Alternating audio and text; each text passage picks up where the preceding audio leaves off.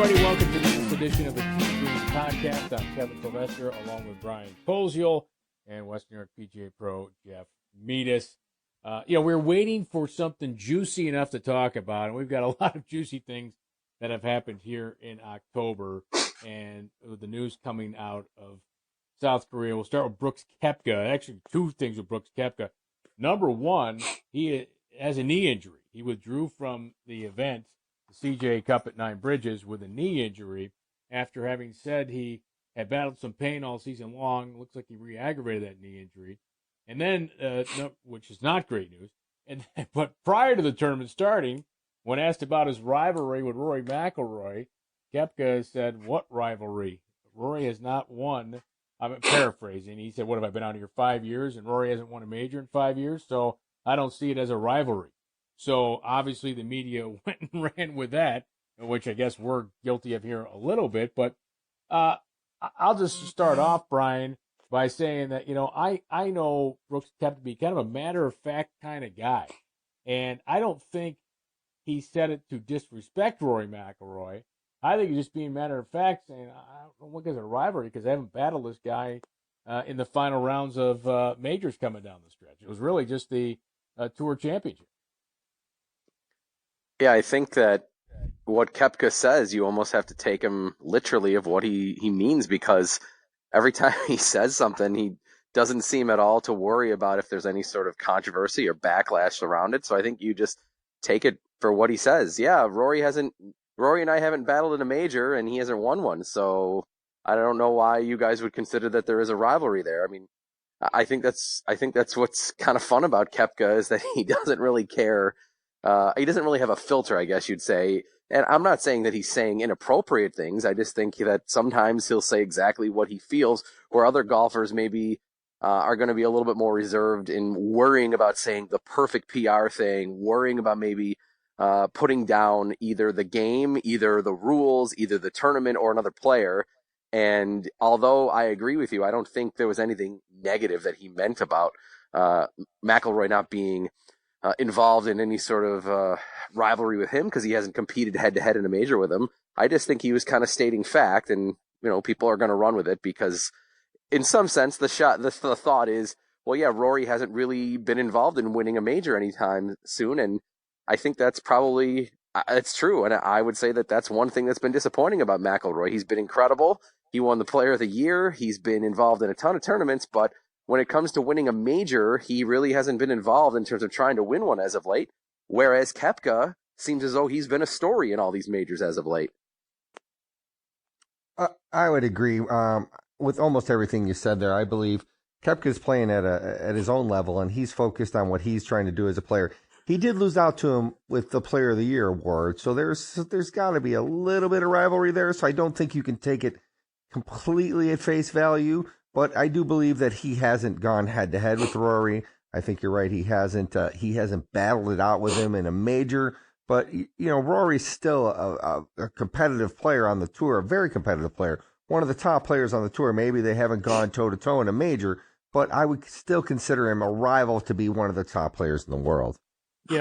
Jeff, you do bring up a good point when it came to the Player of the Year. And, there was some debate with that. And, I think Rory, now this is voted on by the players. This isn't voted on by the media. So, and Rory won the award. He won two major tournaments. He won the unofficial fifth major in the Players' Championship. He wins the Tour Championship. He led the Tour in strokes gained all season long, which is a huge stat, and the players recognizing that. So I think that was a big part of it. And then Koepka, when asked about it afterwards, again, just a matter-of-fact comment, but I thought it was an interesting one where he said, hey, LeBron James doesn't win the MVP every year, but you're trying to tell me he isn't the best player in basketball? So I guess maybe he did feel a little slighted by not being the Player of the Year, having won a major that usually is a qualifier to win Player of the Year. But Rory had such a great season, winning 3 times and leading the tour in strokes gained total, that he was able to edge him out. So yeah, perhaps there's a little bit of edge there now that we think about it, Brian. Yeah, and that could have been maybe just the one part of it that he was upset that Rory voted on, got more votes than he did. Right now, we still judge golf, I think, in terms of overall career success. We start with major wins. So I still say that that's what should be at the top of the list in terms of importance. I know the PGA Tour would love the FedEx Cup playoffs to kind of join that when they're evaluating careers and when we start to look at years. I think the FedEx Cup playoffs is getting better and better each year. And maybe in a decade or 20 years from now, we'll look at the FedEx Cup playoffs as a premier thing to be involved in terms of making it a successful either season or successful career. But right now, I still think we judge a golfer's year on the Masters, the U.S. Open, the Open Championship, and the PGA Championship. So I think Koepka should have won it. If I had a vote, which I didn't, I would have voted for him. I just think that there's not a bigger stage right now still in golf than those 4 events. I don't think there's an event that has as much pressure as those 4 events. And Koepka, to me, played his best golf in those 4 events, whereas McIlroy did not. Not to say that winning the Players' Championship is a slight in any way. I would say it's the 5th best tournament to win. I just wouldn't say it's as good as some of these other events that Koepka was involved in. And it doesn't mean that Rory had a bad year in any capacity. I think that Koepka had the better year because that's what we judge success right now in golf by is majors. And Tiger, because of his stress on Jack Nicklaus's record, kind of has made that so. If if Rory's not a rival, then who is? I mean, you've got a couple other players, DJ, Justin Thomas, maybe, but I think he does these things to motivate himself. I think he thinks he's on a level above everybody else, especially when he's firing on all cylinders. And I do agree he plays better. He has played better recently in the majors than anybody in the world. So to compare him with any of the other tour players, none of them has played as well as he has in the last 2 years worth of majors, I would say. But I think these things, he uses a lot of little things to motivate himself, and that might just be another little ploy that he uses because when both players are playing at the top of their game, it's a pretty close match. They just haven't squared up at the same time in the same event, it feels like. And I do think Rory's got to do a little bit better job during the majors to be considered as good a player in the majors or as good a player in the world as Brooks Koepka is right now. Well, and we're talking about number 1 player in the world. That's where Koepka is. The challenge that Koepka is going to have in this season, which has already begun, is to maintain his status as number 1. Because what we've seen here over recent years is we've seen players ascend to number 1. This is after Tiger's fall. Right? I mean, Tiger had been number 1 for such a long time, but we saw Rory McIlroy take over number 1 in the world. We saw Jason Day take over number 1 in the world. We've seen Justin Thomas be number 1 in the world, who just won again at the CJ Cup. We've seen Justin Rose be number 1 in the world. Dustin Johnson, Brooks Koepka.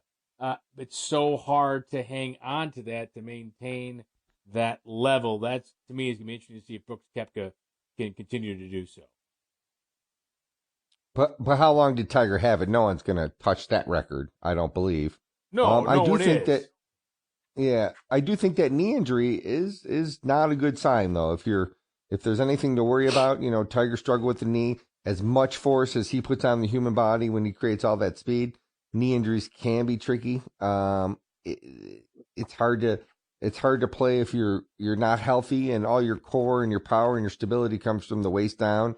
So if there is something to worry about, that would be it. And he played great in the majors, but he doesn't seem to play as well in your stock and trade tour events, I believe.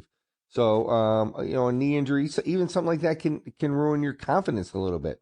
You feel like you're the GOAT, and then all of a sudden, you're not hitting as good as you used to, and you go into an event without the confidence that he's strutted around with for the last few years. So it'll be interesting to follow how severe this is and how much time he misses or how it affects his game. But no injury is good for a golfer. That one's a tough one. And I think we all watched Tiger struggle with it for years. Great point there too, Jeff. And, when it comes to PGA Tour players, it's not like one of us out there listening going with a knee injury, I'll just dial it down, it's league night. No, these guys are performing at a high level. They have to swing at a high level, and if they can't compete, they know it, and they've got too much on the line to say, all right, I'm going to grind this one out to get through it. If Brooks Koepka knows something off, like, hey, I'm going to pull out here. I'm going to get some rest, get it evaluated so I don't hurt anything more, because frankly, he's got too much to lose moving forward. So the wise choice there.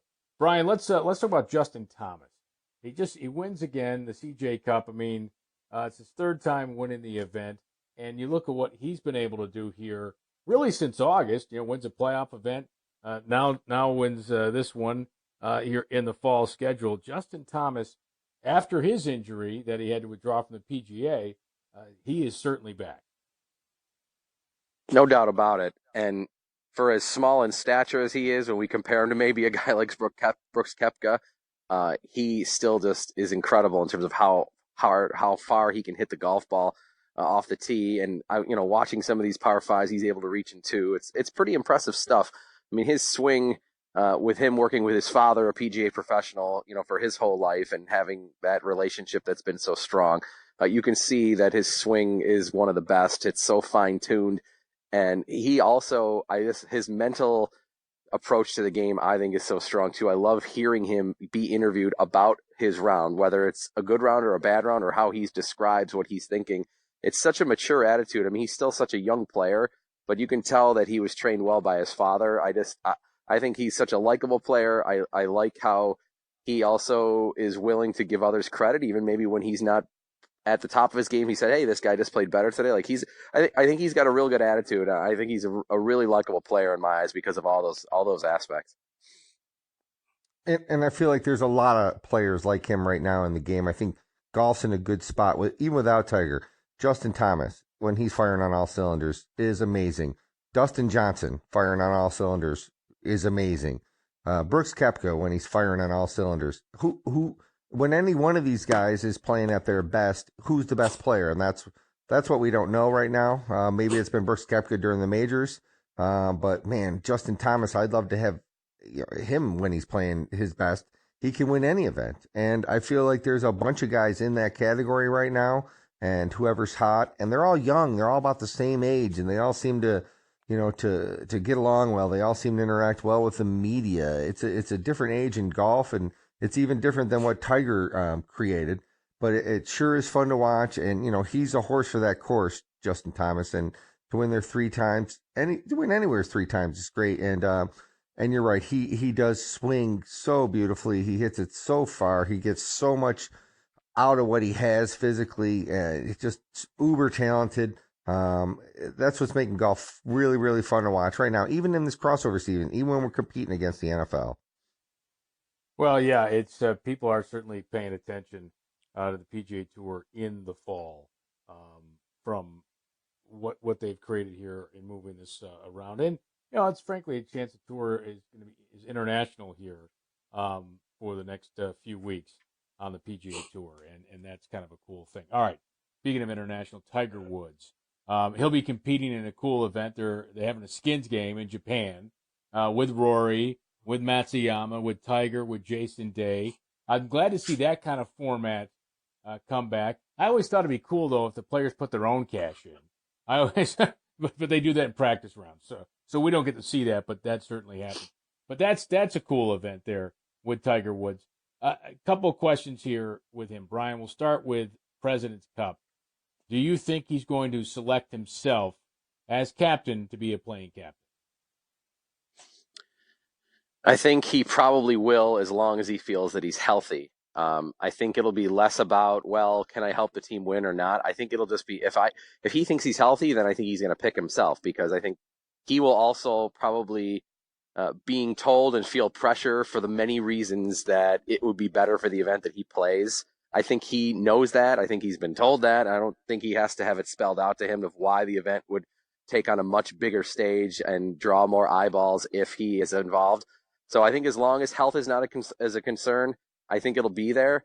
The only concern is that, Tiger could look in some capacity like he's overlooking somebody that's had an amazing year, but I still think in the end, he'll end up picking himself as long as he feels like he's healthy. And I guess with what his career has been, um, could he deserve the right to pick himself? I guess. I guess who else would you say a player at this stature of his career is still able to play at a very high level and would also have the world resume that he does, that really nobody could question it. I think he's probably maybe one of the only person that could do it. So I hope he does play, because I think it'll add more spice to the event, and I'm sure I'll be watching when he's playing regardless. But I think it'll be a move in the right direction if they go ahead and pick him, because I think it'll draw more eyeballs to the event. Yeah, I Jeff, think what about you? you've nailed it, Brian. I couldn't agree with you more. And I think if he's playing well enough, if it's close, he's going to pick himself, and that would draw the eyeballs. I think the President's Cup is it feels somewhat contrived compared to the Ryder Cup, and I don't feel like it's as big an event for the players.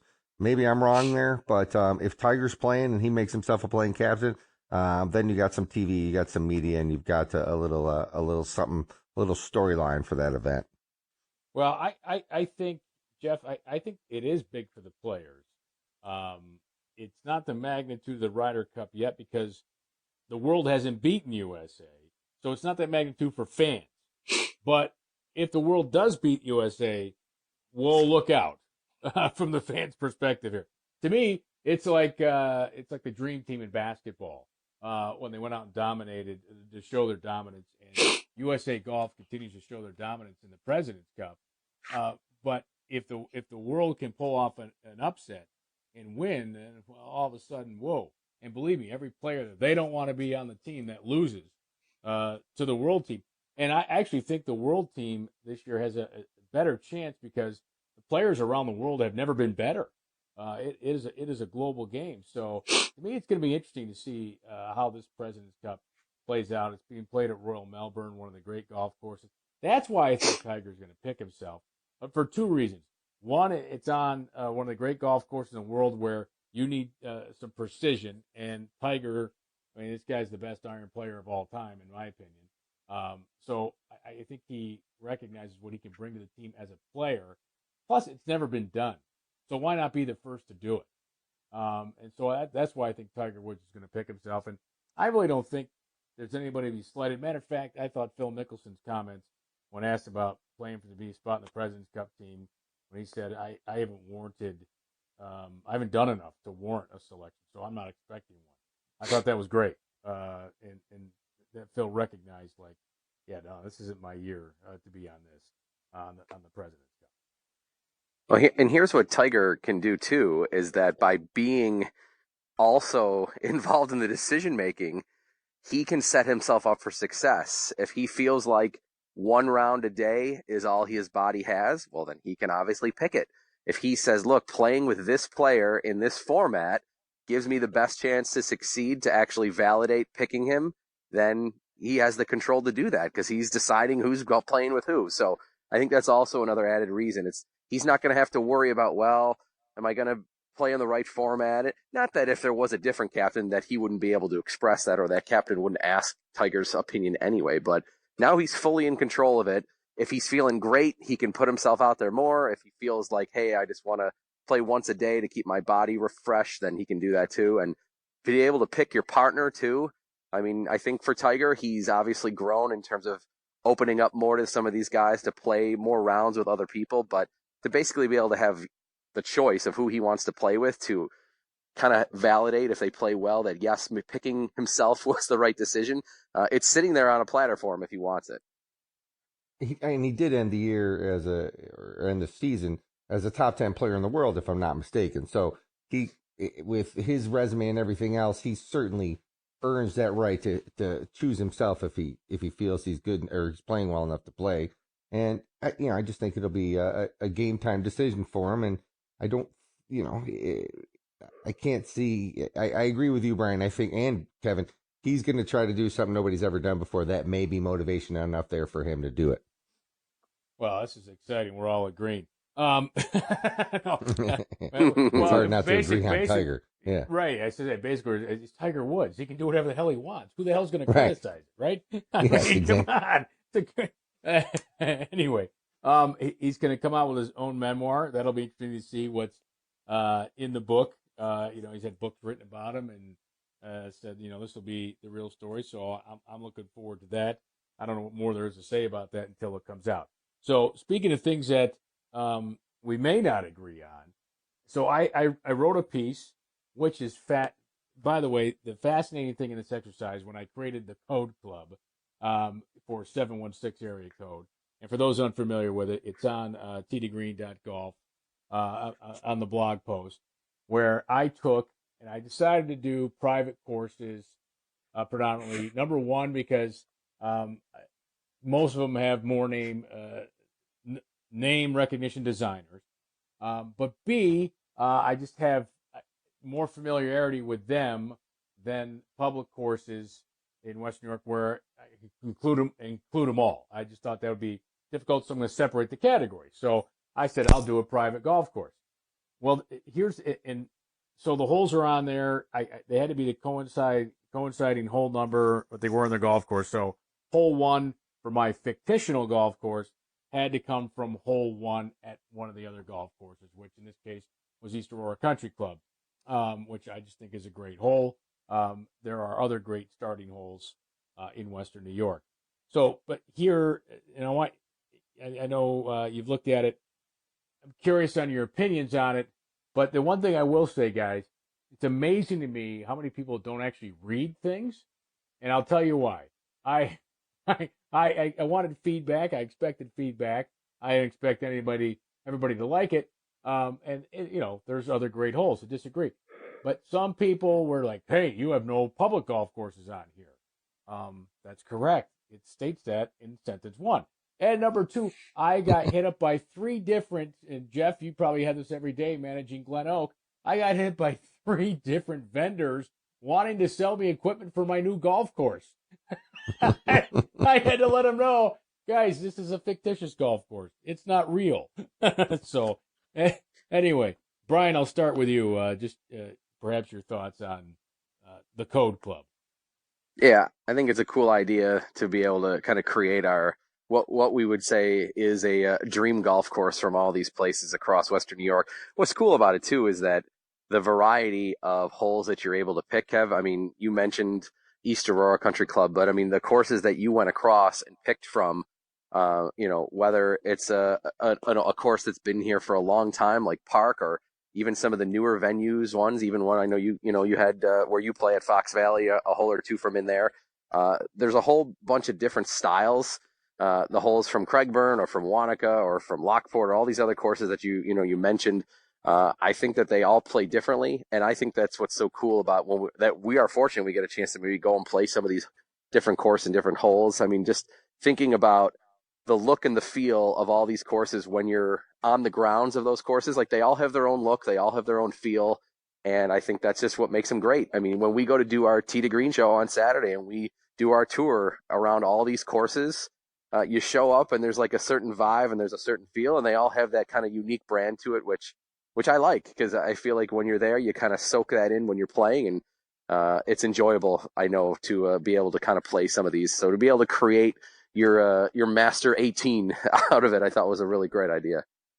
Yeah, it's a fun discussion, and I think people are. There's always going to be that homer mentality of you really enjoy the place you play, or you really like the club you played at, and or been a member at, and so those are always that's always weighted into that discussion. But it is a fun discussion, and it gets you into the width and breadth of architecture that we have around here. We go from Donald Ross to the modern designers and there's so many really nice facilities around Western New York. And then if you start adding Rochester or Erie, it really gets crazy, because we are really fortunate in this area to have some of the great old designers of the world. Some of the best designers in the world have designed a lot of golf courses in our area.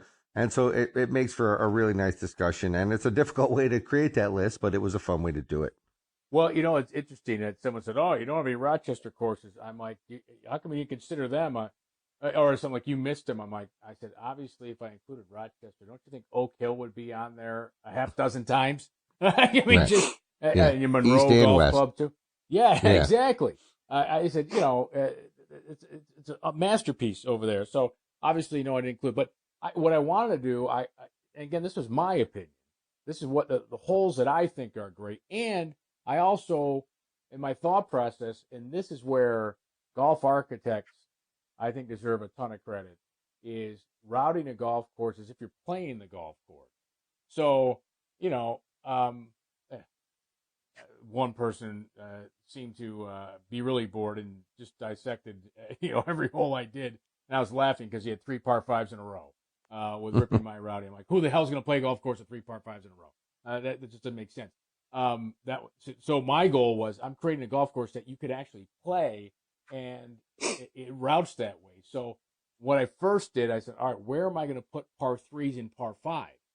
I thought that was important to lay them out, pace them, if you will, Jeff. I thought, and to me, that was a real challenge. It took so much time to say, you know what? I really love this hole, but man, I need to get a par 3 in here, and we can't. And I didn't want to finish on a par 3 or start on a par 3. I didn't want to do that. And that's what makes it a fun. And you've played so many courses. That what makes it a fun project. If you throughout Western New York, well, what's the best opening hole in Western New York? Well, you can go through 20 clubs. Is Country Club of Buffalo? Is Park Club? Is like you said, East Aurora? Opening holes, architects often want to ease you into the round and still have something visually that you remember. And the nice thing is, when you remember holes when you play them on a golf course, if you can go after a round and remember every hole you've played, or remember the 6th hole over at this club, that's because that hole's memorable, and that's what makes a project like this, or an idea like this, or a conversation like this fun, because it's how you remember it. And then, like you said, like I said, there's that home course love. We're gonna lean towards the places we play a lot or have an affinity for. No, Kev, I think that overall you did a good job with it. I mean, the fun part of this is the debate, and the fun part is, you could say there's really technically no right answer to any of the holes. We can sit here and say, look, this is what's so great about number 12 at this course, or number 18 at this course, or number 1 at this course. And that's what makes good discussion, makes good radio and podcast talk for us. And I think the fact that we are just the overall thing for me is we're raising awareness of how many cool holes there are at so many great venues here in Western New York, and how we have a good variety of them. And Jeff said it, that we are lucky to have such a nice set of tracks to be able to play, even for these private venues that maybe a lot of you that are listening to this are members at, and fortunate to be so at. Well, I am going to do a public one. But I got to take a second to do it because it's going to be very difficult. But Jeff, I need your help. For Glen Oak, what hole? I know what hole I want to put in on Glen Oak. Which hole would you say is? If you had to pick one hole from Glen Oak, you say that one's got to be on the list. Robert Trent Jones is a pretty good architect, and I'm proud of all our green surrounds. One of my favorite holes there might be the 8th hole, par 3. Just because the tee provides you so many options, and it curls around that pond that way. You can play the hole from 143 to 212 yards, and with the green surrounds and the bunkering and the water, I think that's a pretty well designed par 3 right there. Brian, what do you think from Glen Oak? And when I was thinking of holes at Glen Oak, I immediately thought of another par 3. I thought of the 12th. I love how the pond angles away from you as the green goes more toward the back, so it comes kind of more into play depending upon where the pin placement is, and that again leads to thought and good pin placement, but a good strategy from the tee. What's the wind doing? Where is the pin on the green? Which is similar to number 8. I think 8 you have a little more play with the tee, whereas on 12 at Glen Oak you have a little bit more play with the pin placement. And I don't know, Jeff, you agree with that or not, but I feel like it's kind of both the same idea, that depending upon how you angle the tee box on 8, or where you place it, or the pin on 12, it sets up for some really cool kind of strategy when you step over the ball. Yeah, and there's holes I like. Number 11, the par 5, is also a hole I would put in that list. Just because since we cleared out some trees there, the tee shot's great, and it's a reachable par 5, and the surrounds and the runoff around the green in the front and the left. Just when you remember a hole and it gives you lots of options, that makes it a lot of fun to play. You know what? So both holes 8 and 12 are in consideration, but the hole that I'm thinking of And I just think it's because it's a fun hole to play, and its risk reward is number 7, this short par 4. I just think it's again, when you're playing, it's about playing a round of golf. Do I think it's the greatest design hole? No, I don't. But I think it's one of the most fun holes to play, actually, in all of Western New York, because, hey, if you're feeling it, I'm going to go for, the front left of the green. Or I'm going to play it safe and hit an iron and a wedge in. I think it's a cool hole to play. Yeah, the options are what makes it fun, and I do like that hole too because if you're going for it with the driver trying to get it up on the green, a little bit of a pull and you're out of bounds, a little bit of a push and you're in the hazard, but there is a lot of reward if you're putting for an eagle there. Yeah, it's a cool hole. Well, I look forward to putting together that, and then I can't wait to hear all the defense. I already know what hole number 1's going to be, but I'll leave that. I think we've probably talked about it. I think it's one of the most difficult starting holes in all of Western New York. So I'll save that for the blog post. Predictions, real quick. Brian, how much golf do we have left in Western New York?